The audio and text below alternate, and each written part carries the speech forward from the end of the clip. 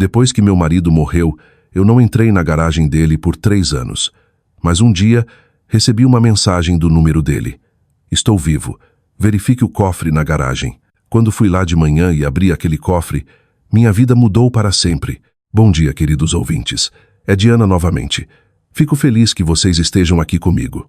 Por favor, inscrevam-se no meu canal e deem like neste vídeo. E também me digam nos comentários de qual cidade vocês estão ouvindo. Assim eu posso ver até onde minha história viajou. As pessoas sempre dizem que a dor diminui com o tempo. Elas têm boas intenções quando dizem isso. Elas apertam suas mãos no funeral, trazem marmitas embrulhadas em papel alumínio e sussurram essas palavras como se fossem uma receita. Ela diminui. 3 anos depois, de pé na minha cozinha em Porto Alegre, Rio Grande do Sul, com uma caneca de café frio na mão e a chuva batendo contra a janela como um estranho paciente, eu poderia dizer com certeza absoluta: elas estão erradas. A dor não diminui. Ela apenas aprende a ficar mais quieta. Rafael Mendes e eu nos conhecemos em um churrasco de um amigo no verão de 2001. Ele era o tipo de homem que ria com o corpo inteiro, que lembrava o nome dos garçons e dava gorjetas generosas, que conseguia consertar uma torneira vazando e citar Machado de Assis na mesma tarde. Nós nos casamos em 2004 em uma pequena cerimônia no quintal da casa dos pais dele. Ideia da mãe dele, Matilde, território dela, regras dela mesmo naquela época. Mas eu não pensei muito nisso na hora, estávamos apaixonados. O amor tem uma forma de suavizar as coisas que você deveria ler com mais atenção. Por 17 anos, construímos uma vida juntos. Rafael dirigia a Mendes Precisão, uma empresa de médio porte de fabricação de peças de máquinas que ele havia herdado do pai e transformado em algo realmente impressionante. 32 funcionários, contratos com 2 grandes fornecedores automotivos, uma reputação de confiabilidade da qual ele tinha muito orgulho. Eu dava aula no ensino fundamental. Tínhamos uma casa na Rua das Acácias com um jardim que eu negligenciava de forma agradável e uma garagem que Rafael tratava como uma segunda casa. Ele estava sempre lá, restaurando um velho Opala 69 que nunca terminou de verdade, mantendo as ferramentas em ordem precisa nos painéis, mexendo em tudo. Eu brincava dizendo que ele amava aquela garagem mais do que me amava. Ele sempre respondia a mesma coisa. A garagem guarda meus segredos, Lara. Você guarda meu coração. Eu achava que era só algo que ele dizia. Ele morreu em uma terça-feira de março, há 3 anos. Um acidente de carro na BR, 116 logo depois da cidade.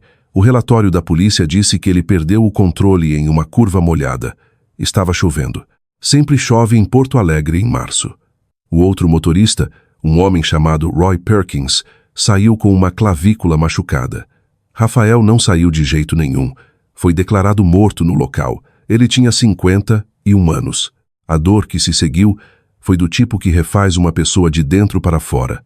Eu cumpri os rituais, o funeral, a papelada, os cartões de pêsames, as terríveis semanas de marmitas.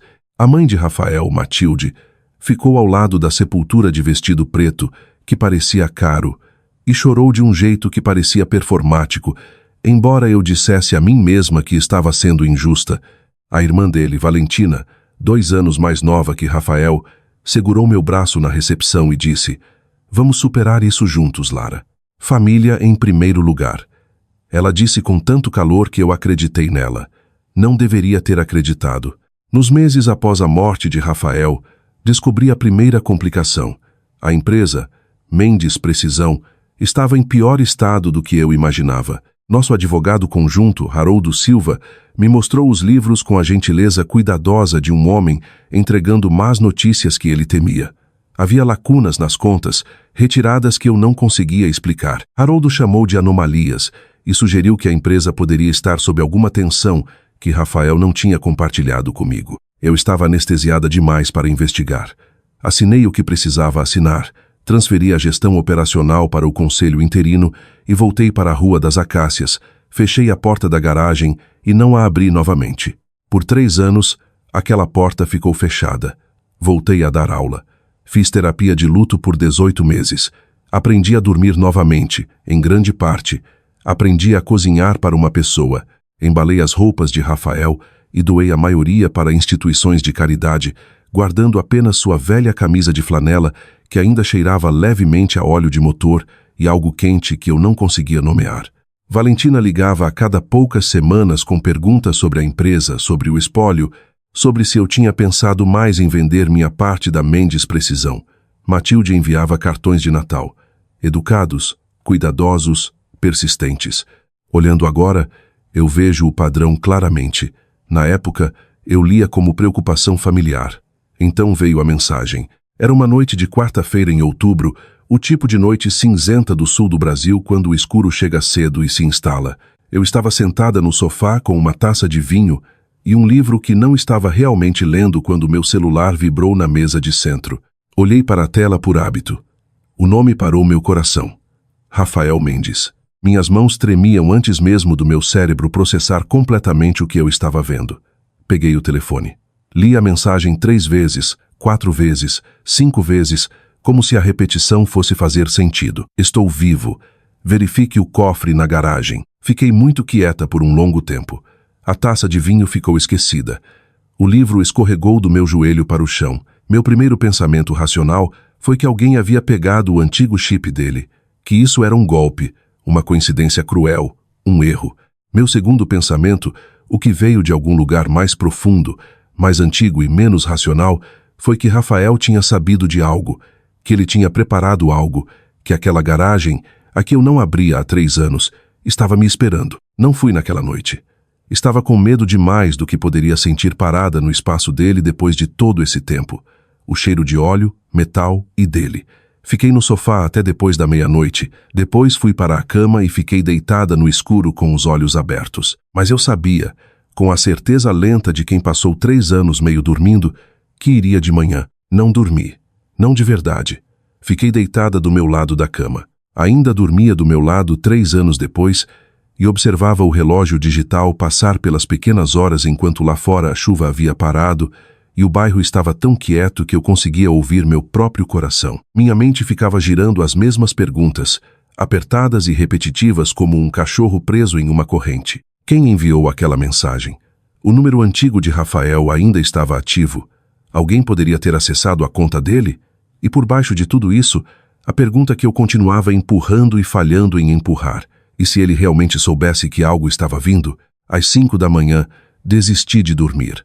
Fiz um café forte e preto e fiquei na janela da cozinha observando o céu passar de preto para o tom particular de azul escuro que precede uma alvorada em Porto Alegre. A porta da garagem era visível de onde eu estava. A porta lateral, a que levava para a área da bancada dele. Eu tinha pintado por cima de um arranhão 2 anos antes, só para ter algo para fazer com as mãos. Não tinha girado a maçaneta. Pensei nas palavras de Rafael, as que ele costumava dizer. A garagem guarda meus segredos, Lara. Eu sempre tinha tomado como a bravata gentil de um homem que gostava do seu espaço privado. Agora eu virava e revirava, e parecia diferente, ponderada, intencional. Pensei na empresa, sobre as anomalias nas contas que Haroldo Silva havia mencionado e que eu estava anestesiada demais pela dor para investigar. No ano seguinte à morte de Rafael, a Mendes Precisão havia sido reestruturada. Valentina havia entrado. Ela tinha alguma experiência em administração de empresas, nada notável, mas se apresentou como a representante natural da família e o conselho interino a achou persuasiva. Eu estava destruída demais para contestar. Mantive uma participação minoritária. Recebia distribuições trimestrais modestas, mas regulares, e tentava não pensar muito nos números. Mas nos últimos 6 meses, as distribuições haviam encolhido. Haroldo enviara uma carta notando que as receitas estavam abaixo das expectativas. Eu tinha arquivado. Disse a mim mesma que lidaria depois. O depois havia chegado às 5 de uma quinta-feira em outubro, na forma de uma mensagem do número de um homem morto. Quando o relógio marcou CT, vesti meu casaco e botas. Despejei o resto do café em uma caneca térmica e saí pela porta dos fundos, atravessando a grama molhada até a garagem. A chave ainda estava no meu chaveiro. Eu nunca a havia tirado. Não sei porquê. Força do hábito, alguma relutância em tornar a remoção final. Minha mão estava firme quando a coloquei na fechadura. Isso me surpreendeu. Dentro, eu esperava desmoronar. Em vez disso, senti algo que só consigo descrever como uma calma fria e focada. O tipo que chega quando a situação se tornou séria demais para emoções comuns. A garagem cheirava exatamente como eu lembrava. Óleo, metal, um leve traço do lustramóveis que ele usava no painel do Opala. O Opala ainda estava lá, coberto por uma lona, paciente e inacabado. Suas ferramentas penduradas nos painéis em seus lugares precisos. 3 anos de poeira haviam se assentado sobre tudo como uma fina membrana cinza, mas a organização por baixo era perfeitamente dele. Ordenada, deliberada, nada fora do lugar. Fiquei no meio do espaço por um momento e permiti que eu sentisse aquilo só por um momento. Depois comecei a procurar o cofre.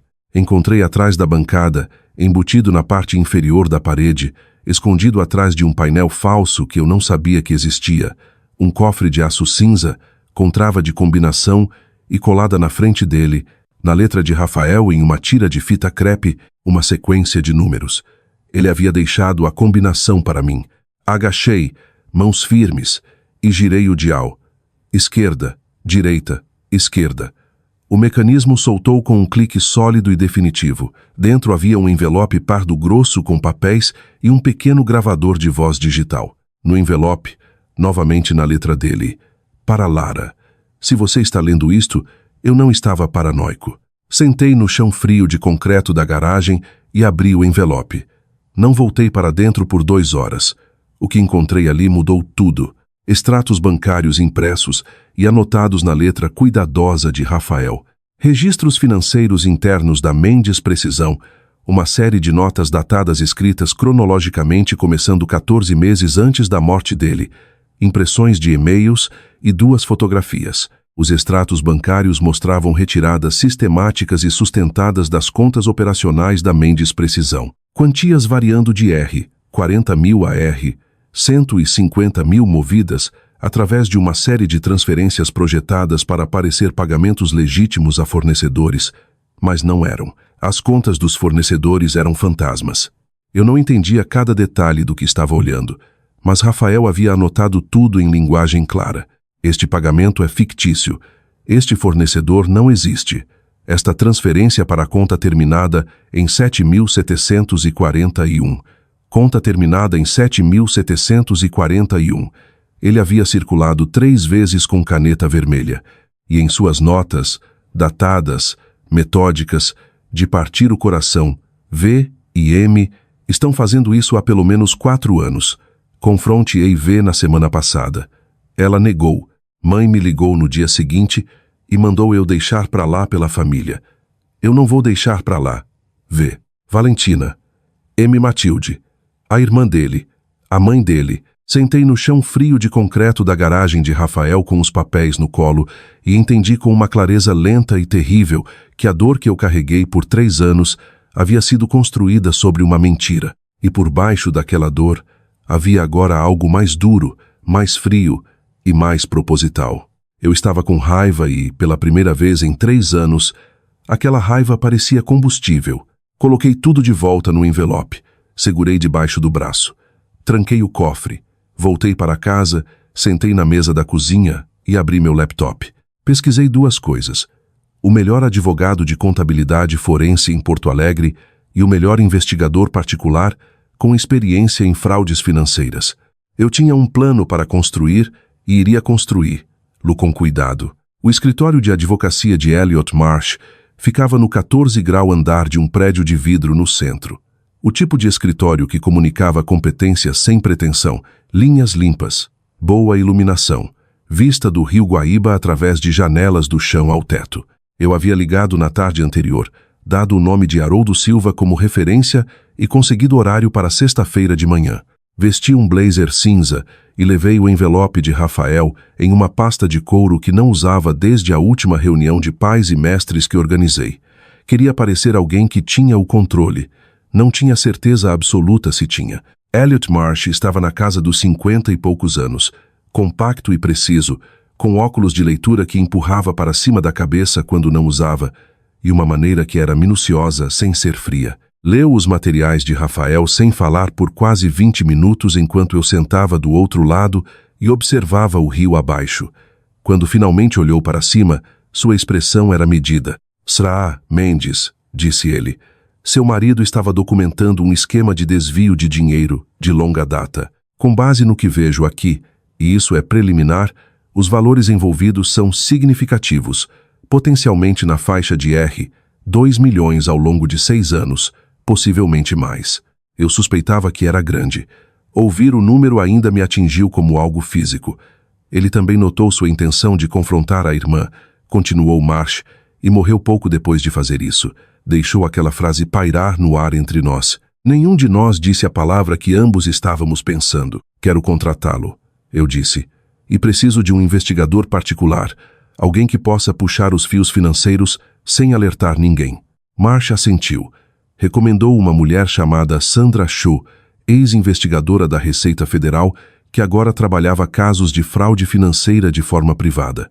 Fez a ligação enquanto eu estava lá. Sandra poderia começar na segunda-feira. Dirigi para casa sentindo algo que não sentia há 3 anos. Agência. A sensação era familiar e ligeiramente assustadora, e eu a segurei com cuidado, do jeito que se segura uma chama no vento. Não contei para Valentina, não contei para Matilde. Fui para casa, fiz o jantar, corrigi provas. Ainda dava aula, ainda aparecia, ainda executava os ritmos da vida comum. A dor havia me tornado boa em performar normalidade. Agora eu colocava aquela habilidade em um uso diferente, mas subestimei o quão de perto eu estava sendo vigiada. Valentina ligou naquele sábado. Sua voz era o habitual mix de calor e pressão sutil, o coquetel ao qual eu havia me acostumado tanto que parei de notar. Lara, oi, só dando um oi, como você está? Sabe, eu estava pensando, o conselho está discutindo uma reestruturação na empresa e eu queria ter certeza de que você está por dentro. Nada para se preocupar, só algumas mudanças na estrutura de propriedade que, na verdade, simplificariam as coisas para você. Menos papelada do seu lado. Menos papelada, menos propriedade. Isso é atencioso, Valentina, eu disse. Mande os documentos que você tiver e eu vou pedir para meu advogado revisar. Uma pausa. Breve, mas notei. Seu advogado? Você quer dizer Haroldo? Tenho um novo advogado, eu disse agradavelmente. Elliot Marsh. Outra pausa, mais longa. Ah, ela disse, acho que não o conheço. Ele é muito bom, eu disse. Tenho certeza de que você vai conhecê-lo eventualmente. Depois que desliguei, fiquei um momento no silêncio da cozinha. Ela contaria para Matilde em 1 hora. Eu tinha certeza disso, e elas começariam a entender lentamente que algo havia mudado. Bom, deixe que entendam lentamente. Eu precisava de tempo. O que eu ainda não sabia, o que Sandra Shaw descobriria nas suas primeiras 2 semanas de trabalho, era o quão profundo o esquema ia. O desvio era apenas parte disso. As contas de fornecedores fantasmas levavam eventualmente, através de uma cadeia de transferências que Sandra rastreou com a precisão paciente de alguém que fazia isso há 20 anos, para uma conta pessoal registrada em nome de uma empresa de responsabilidade limitada que existia só no papel, e aquela conta havia feito 2 pagamentos significativos 18 meses antes da morte de Rafael. Um pagamento para um homem chamado Roy Perkins. Lembrei aquele nome imediatamente. Roy Perkins, o outro motorista, o homem que saiu do acidente com uma clavícula machucada. Eu estava sentada no escritório de Sandra Shaw quando ela me mostrou os registros de transferência. Olhei para os números por um longo tempo sem falar. Do lado de fora da janela dela, a cidade se movia, respirava e seguia sua vida completamente alheia. Roy Perkins foi pago. Eu disse finalmente. 2 vezes, Sandra disse. Sua voz era quieta e nivelada. Uma 4 meses antes do acidente, outra 6 semanas depois. Isso é evidência circunstancial neste estágio. Ela disse com cuidado. Mas é significativa. Elliot vai saber o que fazer com isso. Pensei em Rafael naquela garagem à noite, escrevendo suas notas cuidadosas datadas, circulando números de conta em tinta vermelha. Eu não vou deixar para lá. Ele tinha sabido do risco, tinha sabido e preparado para a possibilidade de que algo pudesse acontecer com ele.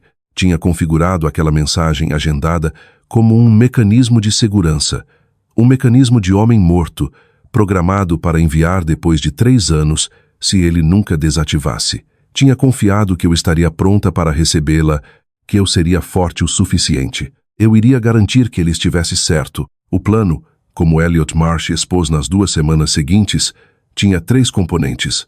Primeiro, uma auditoria forense formal da Mendes Precisão, a qual, como proprietária minoritária, eu tinha legitimidade legal para exigir. Segundo, as evidências financeiras que Sandra havia compilado às contas fantasmas, as transferências, os pagamentos a Roy Perkins, seriam organizadas e apresentadas ao Ministério Público do Rio Grande do Sul, acompanhadas das próprias notas documentadas de Rafael. Terceiro, uma ação civil contra Valentina e Matilde Mendes por violação de dever fiduciário, fraude e apropriação indébita de ativos da empresa. O encaminhamento criminal sobre Roy Perkins e a possibilidade de acusação de conspiração ligada à morte de Rafael era um assunto separado e mais delicado que o MP seguiria no seu próprio tempo. Elliot foi cuidadoso em gerenciar minhas expectativas. Isso não é um programa de televisão, ele me disse. Essas coisas andam devagar, mas andam. Protocolei a exigência de auditoria em uma segunda-feira de manhã, através do escritório de Elliot. Na segunda à tarde, Valentina já sabia. Ela ligou 2 vezes. Deixei as 2 chamadas irem para a caixa postal. As mensagens eram cuidadosas, preocupadas até. Mas por baixo da preocupação, eu conseguia ouvir algo mais. Um aperto, um recálculo. Matilde ligou na terça. Atendi essa porque queria ouvir a voz dela. Lara, ela disse. Ela me chamava de Lara só quando tentava estabelecer autoridade. Acho que houve algum tipo de mal-entendido. Esse pedido de auditoria perturbou muita gente na empresa. Funcionários do Rafael, pessoas que estão lá há anos. Eu realmente acho que deveríamos sentar e conversar antes que isso vá mais longe.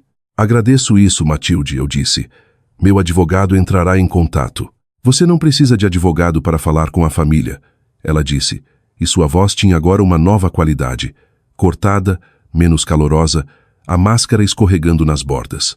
Vou dizer a Elliot que você ligou, eu disse, e desliguei. Elas vieram à casa na quinta à noite, às 2. Vi o carro de Valentina na entrada através da janela da frente e senti um choque frio passar por mim. Haviam decidido escalar para a presença física. Fiquei no corredor por um momento, estabilizei a respiração e abri a porta antes que elas pudessem bater. Valentina estava vestida com cuidado, cabelo preso, rosto arrumado em uma expressão de preocupação e razão. Matilde ficou ligeiramente atrás dela e sua expressão era menos cuidadosamente gerenciada. Seu maxilar estava travado e seus olhos estavam planos de um jeito que eu nunca havia permitido me registrar completamente antes. Precisamos conversar, Lara, disse Valentina. Não é um bom momento, eu disse. Precisa ser, ela disse. Deu um passo à frente ligeiramente, não exatamente empurrando. O gesto de uma pessoa acostumada a ser acomodada. Essa auditoria vai destruir a empresa. 32 funcionários. Lara, pessoas com famílias. É isso que você quer? Rafael nunca teria querido isso. Lá estava. O nome de Rafael usado como arma. Rafael me deixou instruções específicas, eu disse. Estou seguindo elas. A expressão de Valentina mudou. Que instruções? Do que você está falando? Boa noite, Valentina, eu disse. Dei um passo para trás e fechei a porta. Houve um momento de silêncio. Depois a voz de Matilde, baixa e dura através da porta. Você está cometendo um erro muito sério, Lara. Fiquei no corredor com as costas contra a porta fechada e escutei elas andarem até o carro e irem embora. Minhas mãos tremiam, não exatamente de medo, da adrenalina daquilo, da realidade do que havia acabado de acontecer. Eu havia olhado nos olhos delas, não havia cedido, mas 2 dias depois, Elliot me ligou com uma notícia que mudou a textura das coisas. Ele havia recebido uma ligação de um advogado representando Valentina e Matilde, um advogado chamado Gerald Fitch, conhecido nos círculos jurídicos de Porto Alegre por táticas agressivas e alta tolerância a áreas cinzentas. Fitch havia sugerido, em linguagem jurídica cuidadosa, que caso a auditoria e os processos civis continuassem, seus clientes pretendiam levantar questões sobre a validade da documentação do casamento de Rafael, especificamente em relação ao acordo pré-nupcial assinado em 2004, e contestar certos aspectos da minha posição como beneficiária. Em linguagem clara, elas estavam ameaçando atacar meu direito legal a qualquer coisa que Rafael tivesse me deixado. É uma tática de pressão, disse Elliot. O acordo Nupcial é blindado e as designações de beneficiários são claras, mas litígio é caro e lento, e elas sabem disso. Deixe elas entrarem com ação, eu disse. Minha voz me surpreendeu com sua firmeza. Elliot, não vou parar. Naquela noite, servi uma taça de vinho e sentei no quintal no ar fresco de outubro e permiti que eu sentisse todo o peso daquilo, as ameaças, as apostas, a solidão de ser uma pessoa contra duas pessoas com recursos e um advogado disposto a jogar sujo. Permiti sentir por exatamente uma noite. Depois entrei, tomei um banho longo, li um romance que pretendia ler há meses e dormi por 9 horas. Quando acordei na manhã seguinte, estava pronta novamente. Sandra Shaw ligou em uma terça com notícias que exigiram Elliot na linha também. Roy Perkins, o homem que havia saído do acidente de Rafael, havia sido localizado em uma oficina mecânica em Caxias do Sul, o que parecia, em sua ironia sombria, quase perfeito demais. Sandra não havia se aproximado dele diretamente.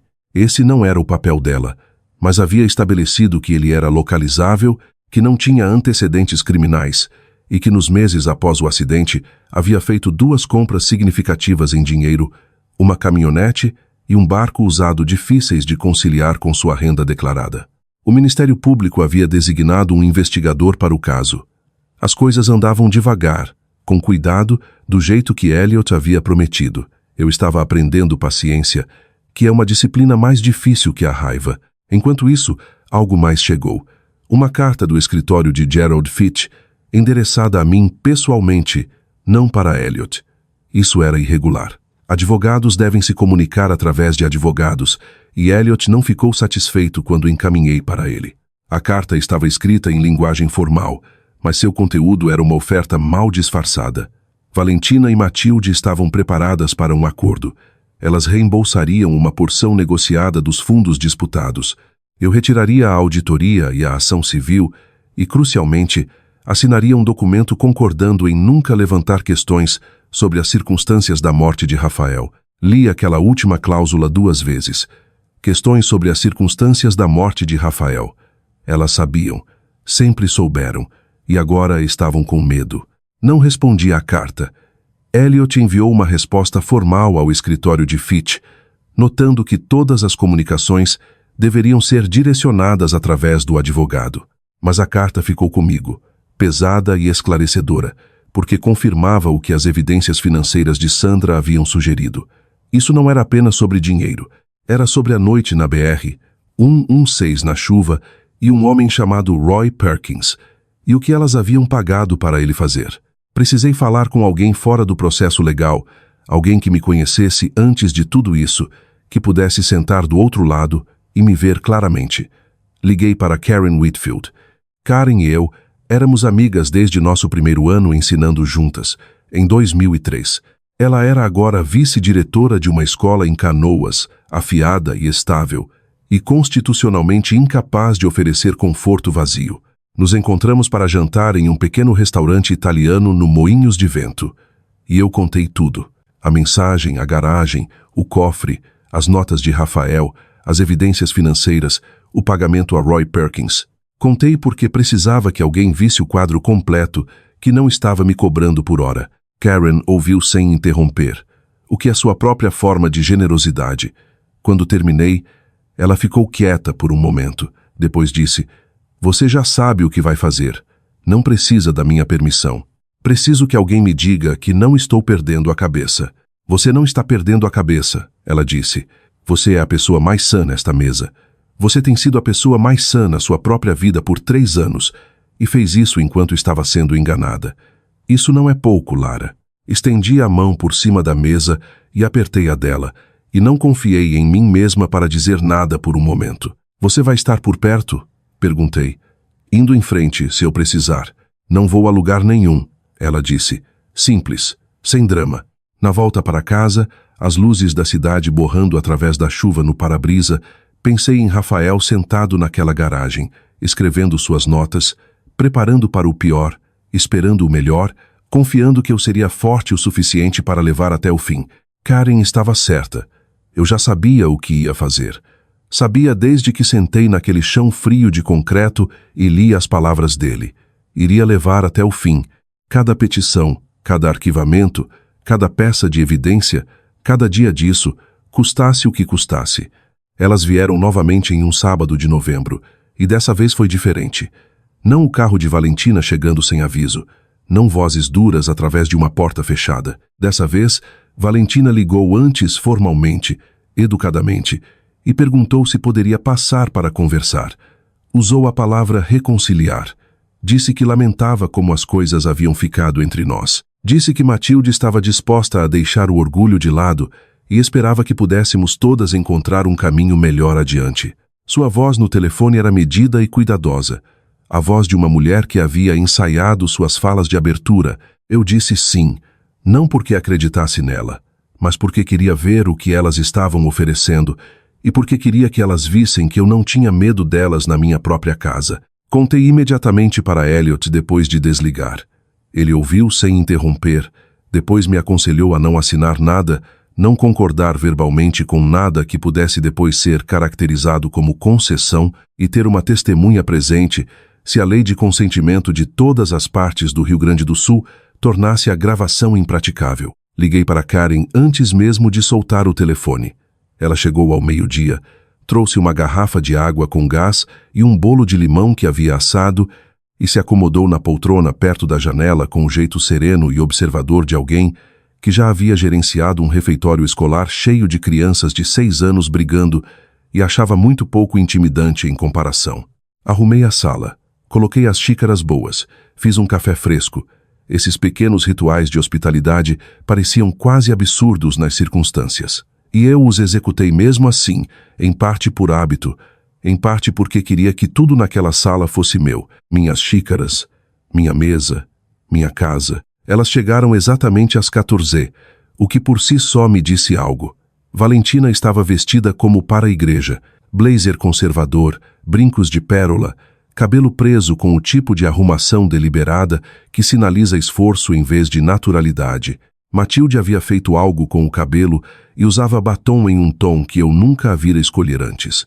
Um rosa suave que pretendia parecer acessível. Até a avó. A performance completa de razoabilidade montada e deployada com o cuidado de uma produção teatral. Sentamos na sala de estar dos dois lados da mesa de centro, e eu servi o café e ofereci as xícaras e sorri agradavelmente porque eu também podia performar coisas. Valentina começou. Ela lamentava. Genuinamente lamentava, disse ela, pressionando as 2 palmas contra os joelhos em um gesto de sinceridade. Pela distância que havia crescido entre nós, entendia que eu tinha preocupações sobre a empresa, que era completamente natural. A dor fazia coisas estranhas com a perspectiva de uma pessoa, e ela queria que eu soubesse que não havia nada a esconder. A auditoria mostraria que a empresa havia enfrentado pressões reais de mercado nos últimos 2 anos. Algumas decisões contábeis haviam sido agressivas, mas não impróprias. Ela usou essa frase 2 vezes como se a repetição fosse lá. O que eu poderia perceber como anomalias eram, na verdade, decisões padrão de gestão de negócios tomadas sob condições difíceis de mercado de boa-fé por pessoas que trabalhavam dia e noite para preservar o que Rafael havia construído. Ela era boa, tenho que admitir. Tinha o ritmo de alguém que genuinamente acreditava no próprio argumento ou havia praticado até a distinção não importar mais. Depois ela mudou, e a mudança foi sutil. Mas eu senti como se sente uma mudança na pressão do ar antes de uma tempestade.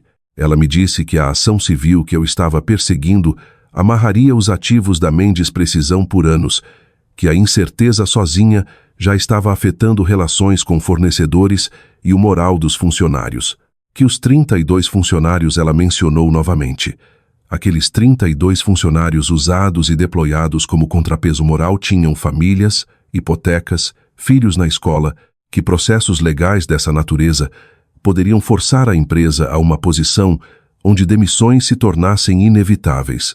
Ela pausou, deixou aquilo pairar, depois disse baixinho: "É isso que você quer, Lara? É esse o legado que você quer deixar para a empresa de Rafael?" E então, por baixo da mesa, na arquitetura conversacional da sala, Rafael nunca teria querido isso. Lá estava, o nome dele usado como alavanca. Ela havia esperado até sentir que precisava e aqui estava usando, e eu sentei do outro lado com minha xícara de café e minha expressão agradável, e senti algo virar frio e preciso dentro de mim. Matilde, que havia mantido silêncio com esforço visível até agora, inclinou-se para a frente na cadeira. Ela sempre havia sido uma mulher que comunicava a autoridade através da postura. Coluna reta, deliberada, o porte de alguém que esperava ser a pessoa mais significativa em qualquer sala que entrasse. Mesmo agora, mesmo com o batom cuidadosamente suavizado, a postura estava lá. Você ainda é jovem, Lara, ela disse. Ela me chamou de Lara aqui também, na minha própria sala de estar, na minha própria mesa de café, e caiu exatamente como pretendia, como uma pequena correção proprietária. Você tem décadas pela frente, uma vida inteira que ainda pode ser linda. Rafael teria querido que você fosse feliz. Ele não teria querido que você gastasse seus melhores anos em tribunais por causa de dinheiro. Ela pausou e seus olhos seguraram os meus com uma expressão que era quase convincente como ternura. Estamos oferecendo uma saída de tudo isso. Uma ruptura limpa, o suficiente para você ficar confortável. Não é o bastante? Não é o bastante? A implicação sendo, pegue o que oferecemos. Fique quieta e seja grata. Deixe a empresa conosco. Deixe o dinheiro conosco. Deixe a história de um acidente de carro em uma terça chuvosa conosco. E em troca, permitiremos seu conforto, seus anos e sua vida pequena e descomplicada. Coloquei minha xícara na mesa. Agradeço por terem vindo, eu disse. Vou pedir para Elliot revisar a proposta de compra se vocês enviarem pelos canais adequados. Tem mais alguma coisa? A expressão calorosa de Valentina oscilou ligeiramente. Uma falha visível por meio segundo antes da superfície se recompor. Lara, eu realmente acho que se você apenas... Acho que cobrimos tudo, eu disse. Levantei. Karen, da poltrona, tomou um gole quieto da água com gás e olhou serenamente pela janela para o jardim de novembro, como se simplesmente estivesse apreciando a vista. O silêncio na sala durou cerca de 4 segundos. Depois Matilde levantou, e o batom e o cabelo e a performance de rosa suave não conseguiam conter o que veio através de sua expressão. Uma fúria fria e compactada, velha e praticada, a fúria de uma mulher que nunca na vida adulta havia sido recusada por alguém que considerava abaixo de sua consideração. Ficou muito ereta. Sua voz, quando veio, era quieta. Isso quase a tornava pior do que se tivesse gritado. Você vai se arrepender disso, Lara, disse ela. Quero que lembre quando a hora chegar que nós tentamos. Obrigada por virem, eu disse. Acompanhei até a porta. Segurei aberta. Observei elas atravessarem a varanda, descerem os degraus e andarem até o carro. Valentina não olhou para trás. Matilde parou na porta do passageiro, só brevemente, uma mão na maçaneta, e olhou para trás para a casa com uma expressão que ainda penso às vezes. Não exatamente raiva, algo mais calculista que isso, uma avaliação. Depois entrou no carro. Fechei a porta da frente. Fiquei no corredor. Karen apareceu na porta da sala, xícara na mão. Você foi extraordinária, disse simplesmente. Minhas mãos estavam muito frias. Meu coração batia rápido. Havia algo sob meu externo que era inquestionavelmente medo. Não o pavor vago e ansioso dos últimos 3 anos, mas um medo específico e fundamentado que veio de ter olhado nos olhos de Matilde Mendes quando a máscara dela escorregou e visto o que vivia por trás. Ela havia dito, nós tentamos, e quis dizer como uma ameaça com um cronograma anexado. Mas por baixo do medo, algo que eu havia aprendido a reconhecer e confiar agora, determinação. Ela havia alimentado sem querer. Cada manipulação, cada dor deployada, cada uso do nome de Rafael como instrumento retórico, tudo combustível. Fui para a cozinha e fiquei na janela. O jardim de novembro estava nu e prateado na luz da tarde. Em algum lugar dele, na próxima primavera, eu ia plantar dálias. A audiência preliminar estava marcada para a 2ª semana de dezembro em uma sala no 3º andar do Fórum do Rio Grande do Sul. A essa altura, o caso civil e o encaminhamento criminal haviam se tornado publicamente ligados. Porto Alegre não é uma cidade grande.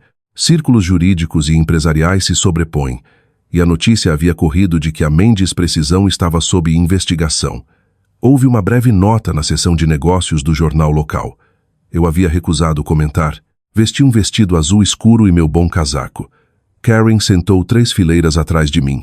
Elliot estava ao meu lado na mesa da autora, papéis arrumados com a eficiência calma de alguém que havia feito isso muitas vezes. Sandra Shaw estava presente como testemunha especializada, composta e meticulosa. Valentina e Matilde sentavam na mesa da defesa com Gerald Fitch. Valentina estava de blazer escuro. Matilde parecia mais velha do que eu lembrava, mais apertada ao redor dos olhos, algo compactado e tenso na postura. Fitch era exatamente o que Elliot havia me preparado. Confiante, suave, acostumado a controlar salas. A audiência não era um julgamento. Era um passo processual, uma apresentação de evidências para estabelecer legitimidade e bases para os procedimentos civis completos. Mas Elliot havia pedido permissão para apresentar a documentação financeira completa. E a juíza, uma mulher chamada Meritíssima Patrícia Okafor, com reputação de rigor e zero tolerância para teatro no tribunal, havia concedido. Sandra apresentou os registros financeiros com a precisão de uma cirurgiã. Contas de fornecedores fantasmas, a cadeia de transferências, conta terminada em 7.741, os 2 pagamentos a Roy Perkins. Apresentou em linguagem clara e metódica, cada documento introduzido no registro, cada anotação de Rafael identificada e explicada. Não editorializou, não precisava. Os números falavam. Na mesa da defesa, eu conseguia ver Fitch escrevendo rapidamente em um bloco. Valentina estava imóvel, muito imóvel. A imobilidade de alguém se controlando com cuidado. Matilde havia ficado de um tom particular de pálido. Depois Elliot pediu que as notas pessoais de Rafael fossem inseridas no registro. Fitch objetou. Boato. Argumentou. Documentos de procedência incerta. A juíza Okafor rejeitou a objeção de Boato com base em que as notas constituíam um registro comercial e um relato pessoal de eventos observados, e notou que a procedência havia sido estabelecida através de exame forense de documentos, confirmando a letra de Rafael. As notas entraram. Quando Elliot leu em voz alta a seção em que Rafael escreveu: V e M estão fazendo isso há pelo menos 4 anos. Confrontei V na semana passada. Ela negou. Mãe me ligou no dia seguinte e mandou eu deixar pra lá pela família. Eu não vou deixar pra lá. Eu ouvi Matilde fazer um som suave, quase inaudível. Não olhei para ela. A audiência continuou. Fitch contra-interrogou Sandra com a agressividade praticada de um homem tentando criar dúvida. As transferências eram complexas. As contas fantasmas poderiam ter explicações legítimas. Os pagamentos a Roy Perkins eram circunstanciais. Sandra estava imperturbável. Respondeu cada pergunta com precisão e sem defensividade. Fazia isso há 20 anos. Então algo aconteceu que eu não esperava.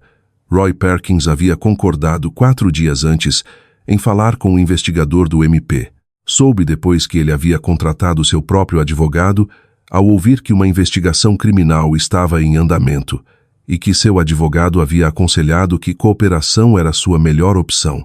Na audiência, o MP apresentou um breve resumo da declaração preliminar de Perkins. Não seu testemunho completo, que viria nos procedimentos criminais, mas o suficiente. O suficiente para estabelecer que Perkins havia sido abordado, que havia sido pago, e que não havia agido sozinho ou por iniciativa própria. Fitch tentou interromper. A juíza Okafor o silenciou com um olhar. Mantive meus olhos na juíza. Havia decidido semanas antes que não olharia para Valentina ou Matilde durante a audiência, não por fraqueza, mas porque elas não eram mais o foco. A verdade era o foco.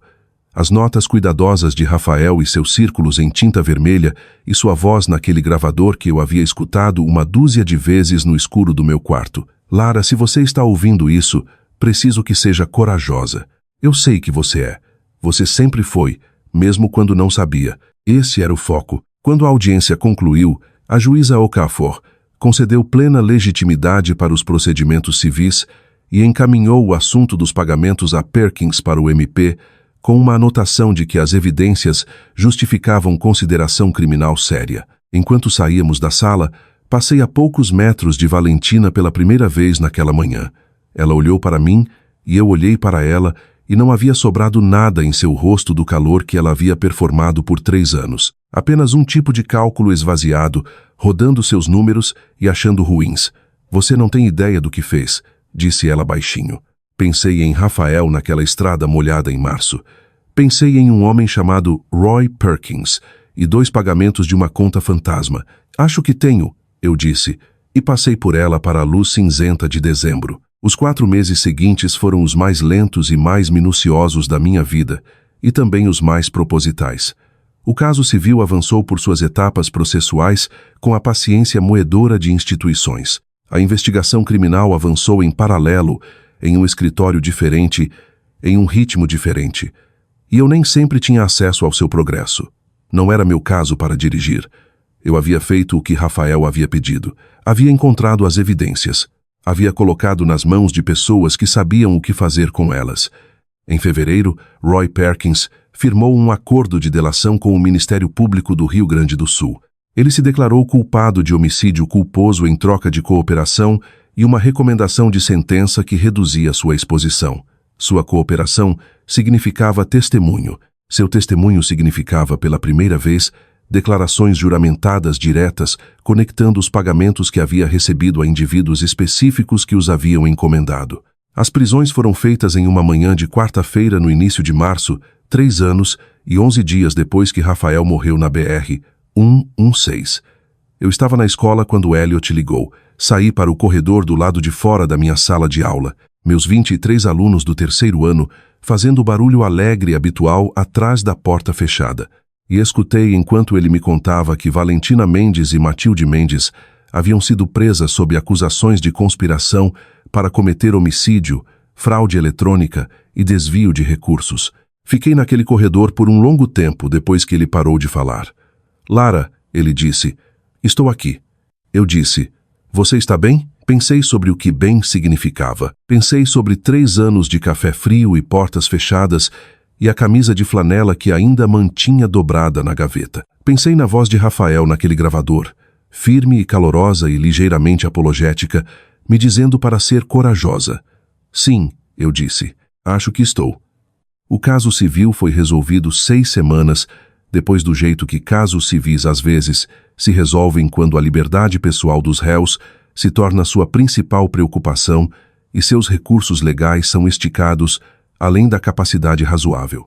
Os termos exigiram restituição completa dos fundos desviados. R. 2.185.000 confirmados pela auditoria forense, mais danos. Minha participação na Mendes Precisão foi restaurada e recalculada para refletir o valor que havia sido deturpado para mim desde a morte de Rafael. O conselho, após as prisões de Valentina e Matilde, havia sido reconstituído com nova gestão, e a empresa de Rafael, a que ele havia construído, pretendido e se orgulhado, ainda estava operando. Os 32 funcionários que Valentina havia usado como escudo moral ainda tinham seus empregos. Gerald Fitch se retirou do caso quando ficou aparente que seus clientes não podiam mais pagá-lo. Fitch, apesar de todas as táticas agressivas, era no fim um mercenário. Seguia o dinheiro e quando o dinheiro acabou, ele também. O julgamento, quando veio em outubro do ano seguinte, 13 meses depois que recebi aquela mensagem, durou 11 dias. Valentina e Matilde foram julgadas juntas. Roy Perkins testemunhou por 3 dias. A análise financeira de Sandra Cho foi apresentada na íntegra. As notas de Rafael foram lidas no registro. A gravação de voz dele foi tocada na sala do tribunal, a gravação daquele pequeno gravador digital que eu havia encontrado no cofre, onde Rafael, de sua maneira metódica e cuidadosa, havia narrado suas descobertas, seus medos e suas intenções. Sua voz naquela sala. O júri deliberou por 2 dias.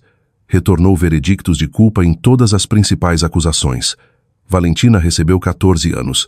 Matilde, que tinha 67 anos e cuja defesa havia se apoiado fortemente em sua idade e papel como parte secundária, recebeu 8. O juiz deixou claro em suas observações de sentença que não se comoveu com os argumentos sobre lealdade familiar e idade avançada quando pesados contra a destruição deliberada da vida de um homem, a manipulação de sua viúva e o roubo sustentado dos funcionários que sua esposa continuava a invocar. Eu estava na sala do tribunal para o veredito. Sentei na galeria, Karen ao meu lado, Elliot na mesa da autora. Quando o presidente do júri leu as palavras, senti algo que ainda não tenho certeza se consigo nomear com precisão. Não exatamente triunfo, algo mais quieto, como uma porta se fechando suavemente em uma sala muito longa. Voltei para a Rua das Acácias. Fiz o jantar. Sentei no jardim no escuro de outubro e pensei em Rafael e falei com ele em voz alta, baixinho, do jeito que se fala com alguém quando se sabe que não pode ouvir, mas o ato de dizer importa mesmo assim. Eu peguei elas. Eu disse: "Você estava certo. Eu estava pronta. O jardim estava quieto.